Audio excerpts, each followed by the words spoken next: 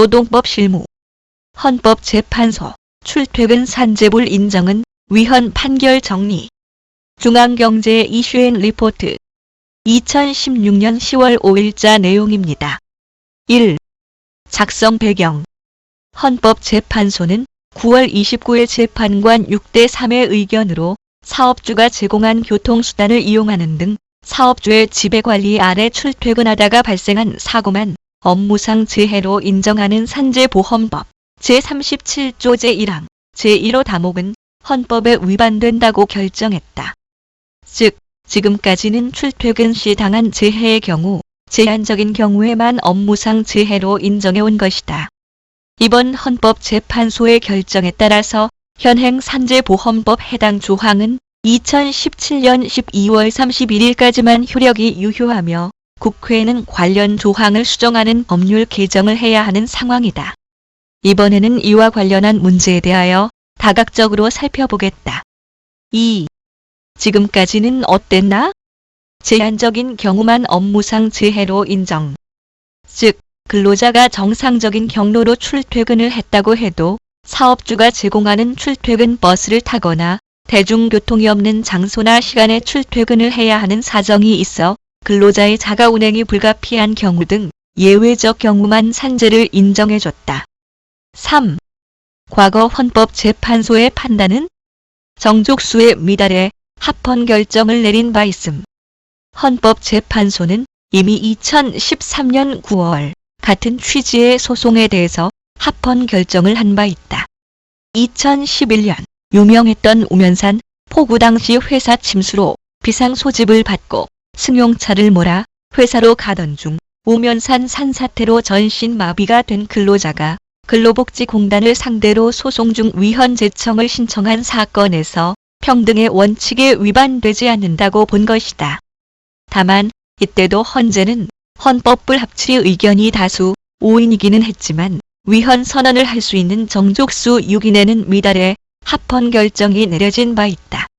여기서 잠깐. 헌법 불합치란 무엇인가?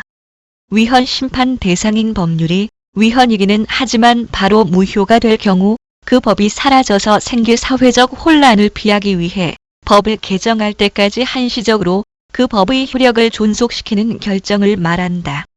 4. 그 동안의 개정 논의는 지속적인 개정 요구와 논의가 있었음. 노동계의 개정 요구는 계속 있었으며 최근에도 산재보험법 개정 논의가 노사정위원회 등을 중심으로 지속적으로 이루어졌다. 정부도 긍정적으로 검토 중이었다.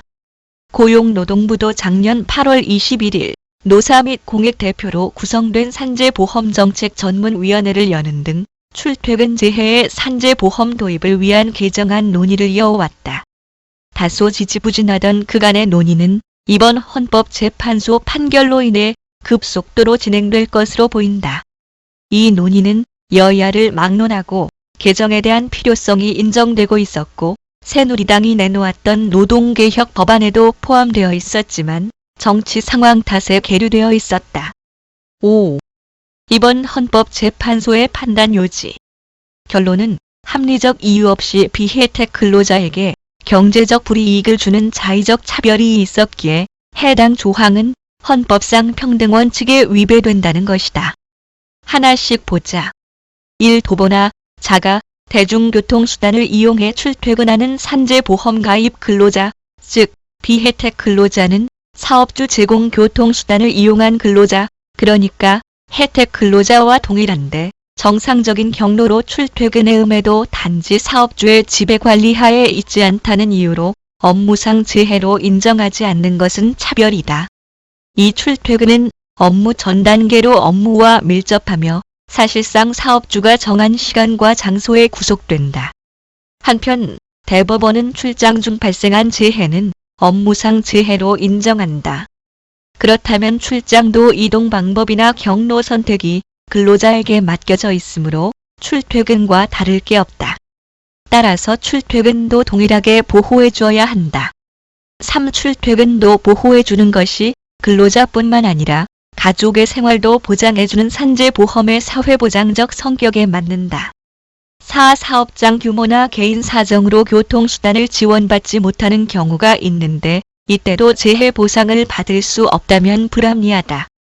5. 국제노동기구도 출퇴근 재해를 산재에 포함하게 권고했고 독일, 프랑스, 일본도 보호 중이다. 6. 출퇴근 재해를 업무상 재해로 인정하면 보험료 수급이 늘어나 산재보험 재정이 악화되거나 보험료가 인상될 수 있다는 지적이 있지만 출퇴근 경로나 방법을 한정해 산재로 인정하면 된다.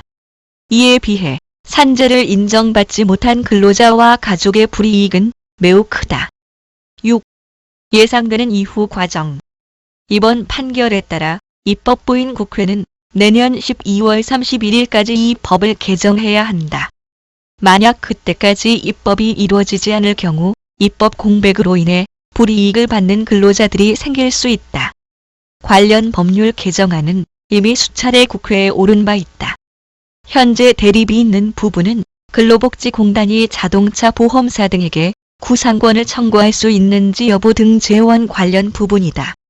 또 순리적 경로를 따라 진행되는 통상적 출퇴근을 어떤 경우에 인정할 것인지 구체적 사례가 누적되어 있지 않아 개정 이후에도 법적 혼란은 어느 정도 감안해야 할 듯하다. 도움이 되셨길 바랍니다. 들어주셔서 고맙습니다.